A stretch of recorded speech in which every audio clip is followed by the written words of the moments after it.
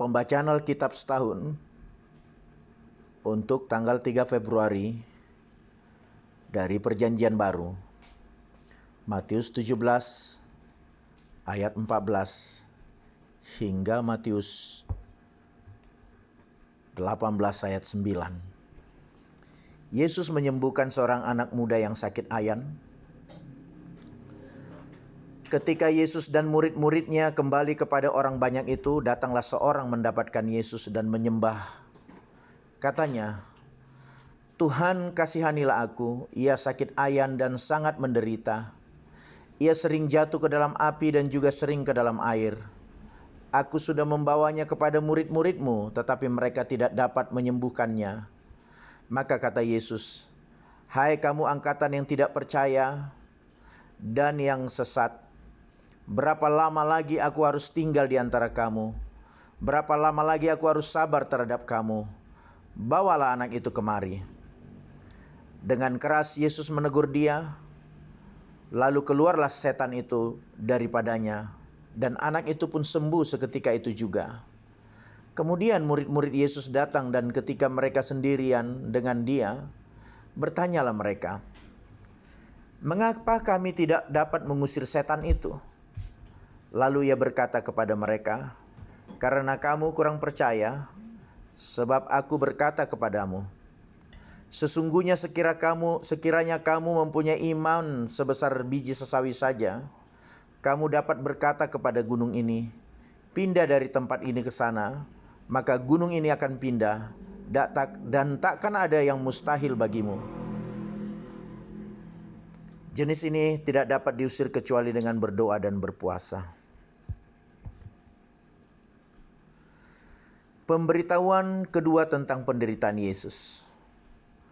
Pada waktu Yesus dan murid-muridnya bersama-sama di Galilea, ia berkata kepada mereka, "Anak manusia akan diserahkan ke dalam tangan manusia, dan mereka akan membunuh dia, dan pada hari yang ketiga ia akan dibangkitkan."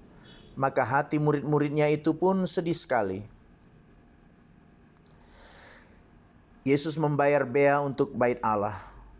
Ketika Yesus dan murid-muridnya tiba di Kapernaum, datanglah pemungut bea bait Allah kepada Petrus dan berkata, "Apakah gurumu tidak membayar bea 2 dirham itu?" Jawabnya, "Memang membayar." Dan ketika Petrus masuk rumah, Yesus mendahulunya dengan pertanyaan, "Apakah pendapatmu, Simon? Dari siapakah raja-raja dunia ini memungut bea dan pajak? Dari rakyatnya atau dari orang asing?" Jawab Petrus, "Dari orang asing." Maka kata Yesus kepadanya, "Jadi bebaslah rakyatnya.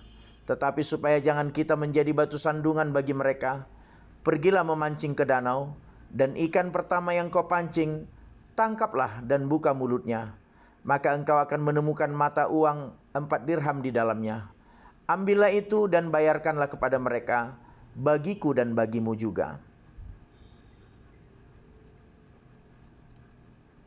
Siapa yang terbesar dalam kerajaan sorga? Pada waktu itu datanglah murid-murid itu kepada Yesus dan bertanya, "Siapakah yang terbesar dalam kerajaan sorga?" Maka Yesus memanggil seorang anak kecil dan menempatkannya di tengah-tengah mereka. Lalu berkata, "Aku berkata kepadamu, sesungguhnya jika kamu tidak bertobat dan menjadi seperti anak kecil ini, kamu tidak akan masuk ke dalam kerajaan sorga. Sedangkan barang siapa merendahkan diri dan menjadi seperti anak kecil ini, dialah yang terbesar dalam kerajaan sorga. Dan barang siapa menyambut seorang anak seperti ini dalam namaku, ia menyambut aku." Siapa yang menyesatkan orang? Tetapi barang siapa menyesatkan salah satu dari anak-anak kecil ini yang percaya kepadaku, lebih baik baginya jika sebuah batu kilangan diikatkan pada lehernya, lalu ia ditenggelamkan ke dalam laut. Celakalah dunia dengan segala penyesatannya. Memang penyesatan harus ada, tetapi celakalah orang yang mengadakannya. Jika tanganmu atau kakimu menyesatkan engkau, penggallah dan buanglah itu. Karena lebih baik bagimu masuk ke dalam hidup dengan tangan kudung dan timpang, dengan utuh kedua tangan dan kedua kakimu dicampakkan ke dalam api kekal. Dan jika matamu menyesatkan engkau, cungkillah dan buanglah itu. Karena lebih baik bagimu masuk ke dalam Hidup dengan bermata satu daripada dicampakkan ke dalam api neraka dengan bermata dua. Bible Insight untuk pembacaan Alkitab. Allah menggunakan penderitaan untuk menyelamatkan kita. Yesus datang untuk menderita dan akhirnya untuk melepaskan segala penderitaan melalui salib dan kebangkitan. Anak manusia akan diserahkan ke dalam tangan manusia dan mereka akan membunuh dia. Maka hati murid-muridnya itu sedih sekali. Para murid tidak mengerti bahwa Allah bisa mengubah tujuan jahat manusia menjadi tujuan yang baik, yaitu penyelamatan banyak jiwa. Adapun kejahatan yang dirancang oleh iblis, Allah merancang kebaikan. Dia sanggup mengubah kejahatan terbesar yang pernah ada dan menggunakannya demi kebaikan besar.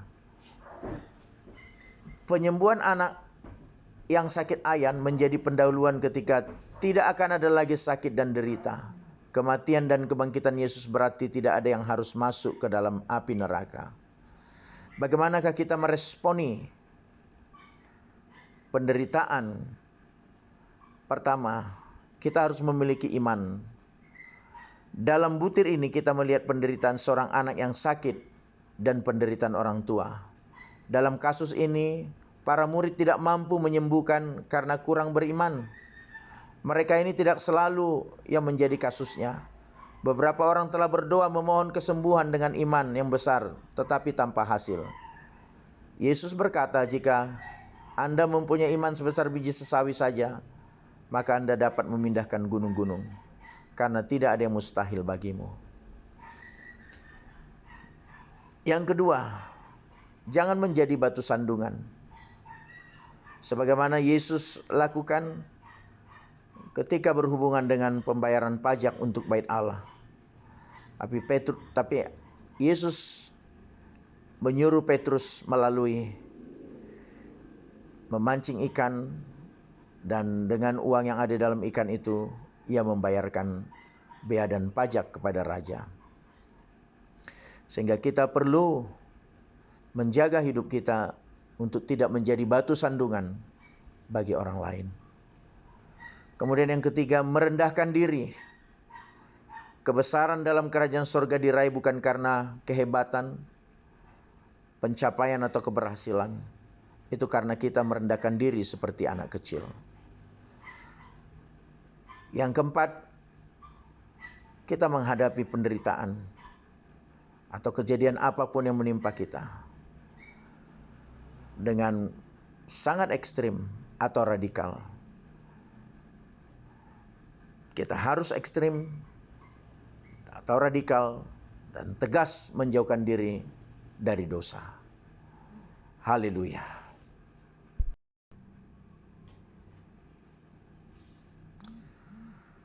Selanjutnya kita membaca dari Injil Matius 18 ayat 10 hingga 35. Ingatlah, jangan menganggap rendah seorang dari anak-anak kecil ini, karena aku berkata kepadamu, ada malaikat mereka di sorga yang selalu memandang wajah Bapakku yang di sorga. Karena anak manusia datang untuk menyelamatkan yang hilang. Perumpamaan tentang domba yang hilang. Bagaimanakah pendapatmu jika seorang mempunyai 100 ekor domba dan seekor diantaranya sesat? Tidakkah ia akan meninggalkan yang 99 ekor di pegunungan dan pergi mencari yang sesat itu? Dan aku berkata kepadamu, sesungguhnya jika ia berhasil menemukannya, lebih besar kegembiraannya atas seekor itu daripada atas yang ke-99 ekor yang tidak sesat. Demikian juga bagi Bapamu yang di sorga, tidak menghendaki supaya seorang pun dari anak-anak ini hilang. Tentang menasihati sesama saudara. Apabila saudaramu berbuat dosa, tegurlah dia di bawah 4 mata. Jika ia mendengarkan nasihatmu, engkau telah mendapatkannya kembali. Jika ia tidak mendengarkan engkau, bawalah seorang atau 2 orang lagi, supaya atas keterangan 2 atau 3 orang saksi perkara itu tidak disangsikan. Jika ia tidak mau mendengarkan mereka, sampaikanlah soalnya kepada jemaat. Dan jika ia tidak mau juga mendengarkan jemaat, pandanglah dia sebagai seorang yang tidak mengenal Allah atau seorang pemungut cukai. Aku berkata kepadamu, Sesungguhnya apa yang kamu ikat di dunia ini akan terikat di sorga, dan apa yang kamu lepaskan di dunia ini akan terlepas di sorga. Dan lagi aku berkata kepadamu, jika 2 orang daripadamu di dunia ini sepakat meminta apapun juga, permintaan mereka itu akan dikabulkan oleh Bapa-Ku yang di sorga. Sebab di mana 2 atau 3 orang berkumpul dalam nama-Ku, di situ aku ada di tengah-tengah mereka.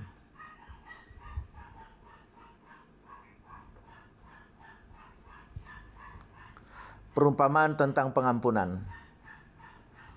Kemudian datanglah Petrus dan berkata kepada Yesus, Tuhan, sampai berapa kali aku harus mengampuni saudaraku jika ia berbuat dosa terhadap aku? Sampai 7 kali? Yesus berkata kepadanya, bukan. Aku berkata kepadamu, bukan sampai 7 kali, melainkan sampai 70 kali 7 kali. Sebab hal kerajaan sorga seumpama seorang raja yang hendak mengadakan perhitungan dengan hamba-hambanya. Setelah ia mulai mengadakan perhitungan itu dengan hamba-hambanya, dihadapkanlah kepadanya seorang yang berhutang 10.000 talenta. Tetapi karena orang itu tidak mampu melunaskan hutangnya, raja itu memerintahkan supaya ia dijual beserta anak istrinya dan segala miliknya untuk membayar hutangnya. Maka sujudlah hamba itu menyembah dia, katanya, sabarlah dahulu, segala hutangku akan kulunaskan. Lalu tergeraklah hati raja itu oleh belas kasihan akan hamba itu, sehingga ia membebaskannya dan menghapuskan hutangnya. Tetapi ketika hamba itu keluar, ia bertemu dengan seorang hamba lain yang berhutang 100 dinar kepadanya. Ia menangkap dan mencekik kawannya itu. Katanya, bayar hutangmu. Maka sujudlah kawannya itu dan memohon kepadanya, sabarlah dahulu, hutangku ini akan kulunaskan. Tetapi ia menolak dan menyerahkan kawannya itu ke dalam penjara sampai dilunaskannya hutangnya. Melihat itu kawan-kawan yang lain sangat sedih, lalu menyampaikan segala yang terjadi kepada tuan mereka. Raja itu menyuruh memanggil orang itu dan berkata kepadanya, hai hamba yang jahat, seluruh hutangmu telah kuhapuskan karena engkau memohonkannya kepadaku. Bukankah engkau pun harus mengasihani kawanmu seperti aku telah mengasihani engkau? Maka marahlah tuannya itu dan menyerahkannya kepada algojo-algojo sampai ia melunaskan seluruh hutangnya. Maka Bapa-Ku yang di sorga akan berbuat demikian juga terhadap kamu, apabila kamu masing-masing tidak mengampuni saudaramu dengan segenap hatimu. Bible Insight. Memahami hubungan antara kebebasan manusia dan penderitaan. Tuhan menyayangi kita. Bukanlah cinta jika dipaksa. Itu hanya bisa menjadi cinta jika ada pilihan nyata. Tuhan memberi manusia pilihan dan kebebasan untuk mencintai atau tidak mencintai. Begitu banyak penderitaan disebabkan oleh kita memilih untuk tidak mengasihi Allah atau orang lain. Bertambah besar kesedihan orang-orang yang mengikuti Allah lain. Akan tetapi Yesus dengan tegas menolak hubungan otomatis antara dosa dan penderitaan. Dia menunjukkan bahwa bencana alam tidak selalu merupakan bentuk hukuman dari Tuhan. Tetapi beberapa penderitaan adalah akibat langsung dari dosa kita sendiri atau dosa orang lain. Dalam renungan ini, kita melihat 3 contoh. Yang pertama, mengembara. Yesus berbicara tentang seekor domba yang mengembara. Ketika kita berjalan jauh dari perlindungan gembala, kita menjadi rentan. Tetapi Tuhan tidak akan pernah berhenti mencari kita, karena Dia tidak mau anak-anak dombanya hilang. Yang kedua, dosa orang lain. Yesus berkata, jika saudaramu perempuan berbuat dosa terhadap kamu, begitu banyak penderitaan di dunia adalah hasil dari dosa orang lain, baik pada tingkat global dan komunitas, dan juga pada individu. Dalam renungan ini, Yesus menetapkan cara pendamaian. Dia memanggil murid-muridnya untuk pengampunan tak terbatas. Yesus berkata bahwa ketika orang-orang berdosa terhadap kita, kita harus mengampuni mereka. Bukan hanya 7 kali, tetapi 77 kali. Pengampunan itu tidak mudah. Salib mengingatkan kita akan betapa mahal dan menyakitkannya pengampunan itu. Pengampunan tidak berarti menyetujui apa yang dilakukan orang lain, tidak memaafkannya atau menolaknya, atau berpura-pura bahwa Anda tidak terluka. Sebaliknya, Anda menyadari apa yang telah dilakukan orang lain, namun Anda diajarkan untuk memaafkan Dalam hubungan pribadi, singkirkanlah semua kejahatan, balas dendam dan pembalasan, tetapi tunjukkanlah belas kasihan dan rahmat kepada orang yang telah menyakiti kita.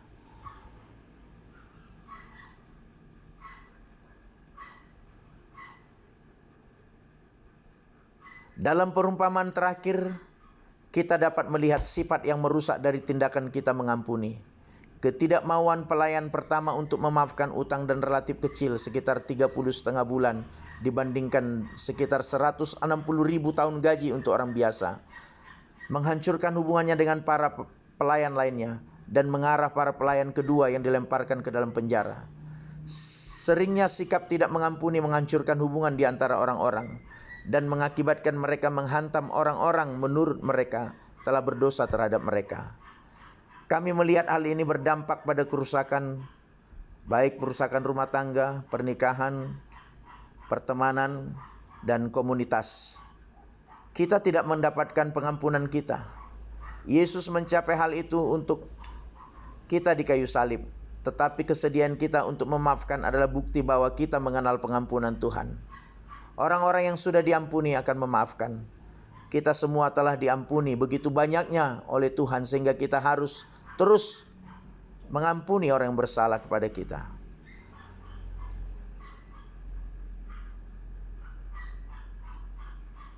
Tanamkanlah dalam hati kita begitu besarnya pengampunan Tuhan dalam hidup kita, sehingga kita pun harus mengampuni orang yang bersalah kepada kita.